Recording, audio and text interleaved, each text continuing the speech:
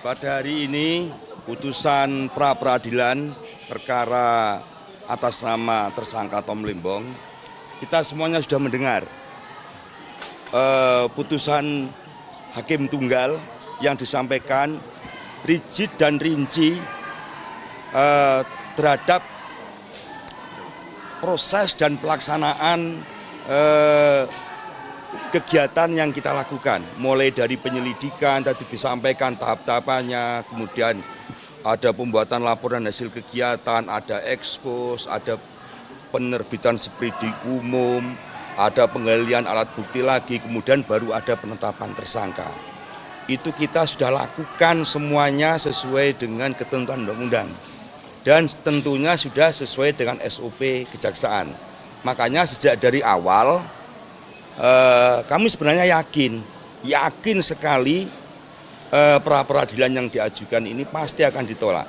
Karena apa? Karena ya tadi itu mekanisme tata cara sudah kita lampaui semuanya. Nah, terkait masalah pokok perkara, ya, nanti ayo kita buktikan sama-sama di persidangan. Itu yang pertama. Yang kedua, kami mungkin pada kesempatan ini kita sampaikan ya, seolah-olah kami ini kayak mengkriminalkan orang. Tapi tahapan-tahapan itulah yang kita lakukan. Dan fakta-fakta itu diterangkan semuanya bukan oleh kita, tetapi oleh alat bukti yang ada. Ya, oleh alat bukti yang ada. Enggak mungkinlah kami mengkriminalkan, kita ini sudah pada usia-usia tua seperti ini. Kita tahu selesai hidup ini akan kemana. Kita tahu sekali dan paham sekali. Makanya untuk selesai, ayo kita hormati bersama-sama proses tahapan penyidikan berjalan, nanti di persidangan ayo kita sama-sama menyiapkan bukti masing-masing untuk kita adu di persidangan pokok perkara. Itu. Pak, apa dasar audit jaksa bahwa kasus ini ada korupsinya atau tidak, Pak? Dasar auditnya apa, Pak? Ya, tadi kan sudah disampaikan oleh majelis hakim.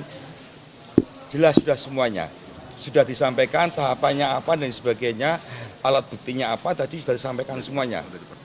Ya, dan itu menjadi pertimbangan di majelis di hakim tunggal dalam yang memeriksa pokok perkara pra peradilan ini. Pak, apakah setelah ini menteri-menteri perdagangan yang lainnya akan diperiksa juga sama Kejaksaan Agung, Pak? Nah, ini juga kita jelaskan semuanya supaya menjadi padang terang ya.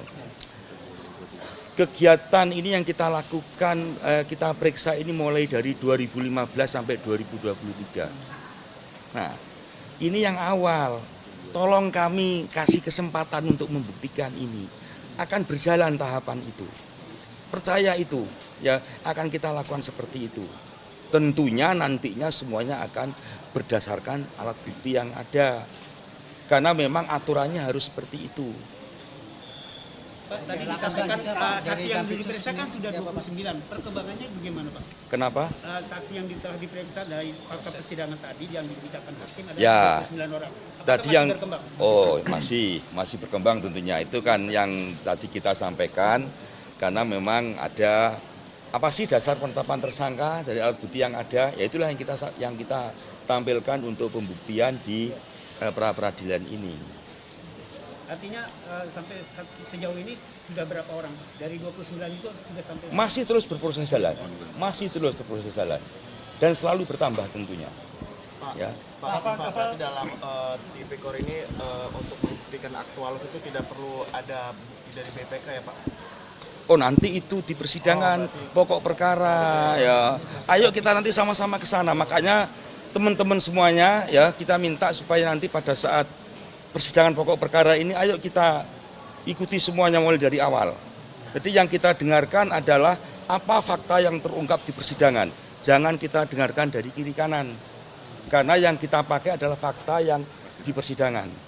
Itu. Langkah jam pincu untuk setelah hasil persidangan pra peradilan ini, Pak? Ya, kami fokus untuk mempertebal alat bukti dengan mendapatkan alat bukti tambahan. Nanti kalau sudah kami rasa cukup, tentunya akan kami bawa ke persidangan. Berarti ada peluang ada menteri-menteri lain yang menteri perdagangan yang akan diperiksa Pak ya? Ya, tunggu saja nanti ya. Tadi sudah kita sampaikan itu. Termasuk kerugian negara, keuangan negara kan sejauh ini sementara 400 miliar. Dan itu kejadian 2015. Kalau dari sampai 2023 artinya lebih banyak lagi nanti. Ya, nanti kita lihat ya. Kita lihat di dalam pembuktian pokok perkara di persidangan tipikor. Nanti akan detail di situ. Bapak, apa jawaban Anda terhadap orang yang bilang kasus ini didampak oleh faktor politik, mungkin dimotivasi oleh faktor politik? Ya itu yang nanti kita sampaikan. Sama sekali ini tidak ada unsur-unsur politik ya. Proses penanganan perkara ini bayangkan sudah mulai sejak 2023. Mulai dari penyelidikan, mengumpulkan fakta-fakta itu, berjalan sampai ke penyidikan, di tengah-tengahnya ada ekspos dan lain sebagainya, ada mulai penyitaan apa kita lakukan, ada penetapan tersangka. Jadi clear tidak ada kalau dihubungkan dengan ada kepentingan politik dan lain sebagainya. Jelas yang pasti tujuan daripada kita melakukan penegakan hukum perkara ini adalah salah satunya adalah kita menjaga ketahanan pangan. Ada program pemerintah untuk stabilisasi harga, ketahanan pangan, termasuk di dalamnya adalah gula. Kita juga menjaga di antaranya adalah ini dengan utama para petani tebu. Dan pada kesempatan ini perlu saya sampaikan sebenarnya kementerian terkait ya segera harus hentikanlah ilegal yang seperti ini, impor ilegal seperti ini. Perbaiki tata kelola supaya tujuan negara ini segera tercapai.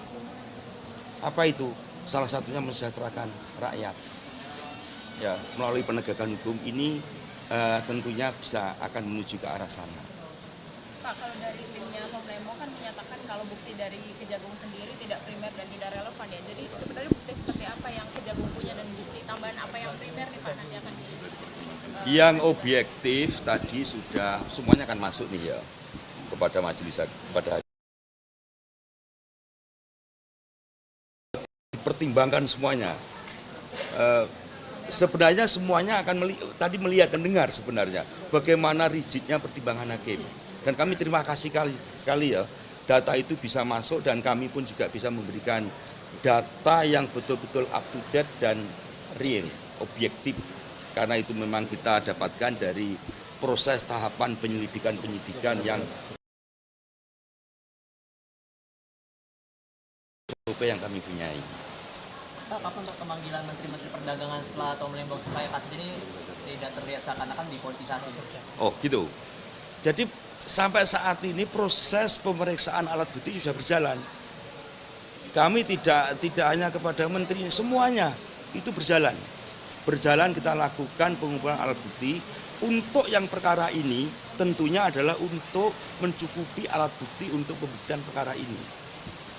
Dan kami tadi sudah sampaikan penanganan perkara ini mulai 2015 sampai 2023. Makanya saya minta teman-teman dukung kami, sabar, ayo kita kawal perkara ini, nanti kayak apa di akhirnya.